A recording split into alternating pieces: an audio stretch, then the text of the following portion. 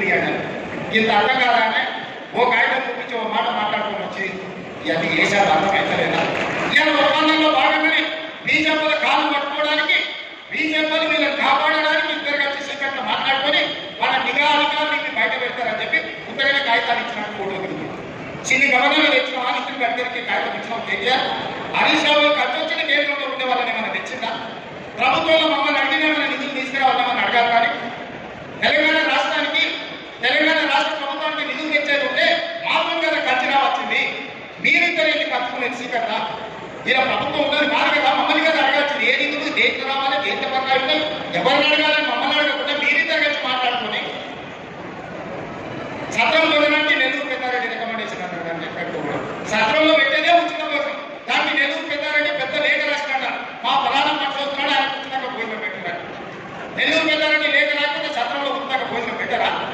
ఇవాళ రాష్ట్రానికి వచ్చే నిధులకు రోజు నేను ఢిల్లీతో కొట్లాడుతుంటే నేను భోజనం నేను తెచ్చేది నేను తెస్తా. నీ ఉద్యోగ పెత్తనం ఎందుకు కేసీఆర్ హరీష్ రావు అంటే నడుస్తుంది.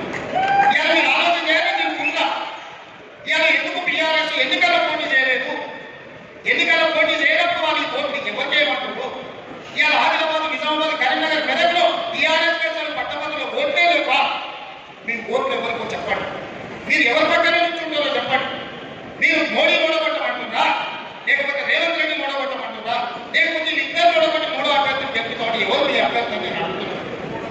ఎన్నికల్లో అభ్యర్థి పెట్టాలని దిక్కుమాలిన పార్టీ రాజకీయాల గురించి మాట్లాడే అర్హత మీకుందా? ఆయన అసెంబ్లీకి రాడు, ఈ ఎన్నికల్లో పోటీ చేయడు. ఇక మనగాడంటే ఉప ఎన్నికలతో మా తడాక చూపిస్తాడు. ఉన్న ఎన్నికల్లో అభ్యర్థి పెట్టలేని మీ కోడి పార్టీ బీఆర్ఎస్ ఉప ఎన్నికలు ఎందుకు చేస్తారంటే పార్టీ మార్పుల గురించి ఉప ఎన్నికలు వస్తే అక్కడ మీకు తెలుస్తామని 10 ఏళ్ళు 29 మంది ఎమ్మెల్యేలను 20 మంది ఎమ్మెల్యేలను 45 ఎంపీలను తీసుకున్నాడు చంద్రశేఖర వల్ల. 2014 నుంచి 2023 వరకు 10 ఎమ్మెల్యేలను ఎమ్మెల్సీలను ఎంపీలను తీసుకున్నాడు. ఉప ఎన్నికలు ఒకటే వచ్చినాయా? మరి ఆ 10 ఏళ్ళ ఉప ఎన్నికలు ఇప్పుడు ఎన్నికలు వస్తాయి. అప్పుడు కదే స్పీకర్ ఉన్నాడు, అప్పుడు గవే పోర్టులు ఉన్నాయి. ఇప్పుడు కదే స్పీకర్ ఉన్నాడు, ఇప్పుడు గవే పోర్టులు. ఎప్పుడు ఉప ఎన్నికలు వస్తాయి నాకు చెప్తారు అని అడుగుతున్నాను. మీరు పర్యటనప్పుడు తెలుగుదేశంలో గెలిచిన శ్రీనివాస్ యాదవ్ మంత్రి చేస్తుంది, కాంగ్రెస్ లో గెలిచిన సత్తమ్మని మంత్రి చేస్తుంది. సిగ్గు లేకుండా ఉన్న ఎమ్మెల్యేలందరూ మీ పార్టీ కడవలు కప్పి మీ చుట్టూతో తిప్పుకుంటుంది. అప్పుడు ఉప ఎన్నికలు రానంటే ఇప్పుడు ఉప ఎన్నికలు వస్తాయి అని అన్న చూపిస్తాడట. ఎక్కడ కూడా కూర్చున్న రాజు లేదట. కానీ ఏకవైపుడి పెద్ద బండరాయి ఇవాళ కేటీఆర్ కేసీఆర్ మాట ఖచ్చితంగా ఉప ఎన్నికలు వస్తున్న సిద్ధాంతం మనం గెలుస్తున్నాం. ఉన్న ఎన్నికల్లో పోటీ చేయి. ఈ ఎన్నికల్లో నీ అభ్యర్థి ఎవరో చెప్పు. నువ్వు ఎవరు కోటేస్తున్నావు, ఎవరికి మద్దతు ఇస్తున్నావు చెప్పు. చంద్రశేఖర్ రావు ఉత్తర మాటలు వద్దు, ఉత్తర గప్పాలు వద్దు. నీకు గతమే, నీకు భవిష్యత్తు లేదు. నీకు ఒకవేళ భవిష్యత్తు ఉంటే ఎన్నికల్లో నీ ఓటు ఎవరికో చెప్పు.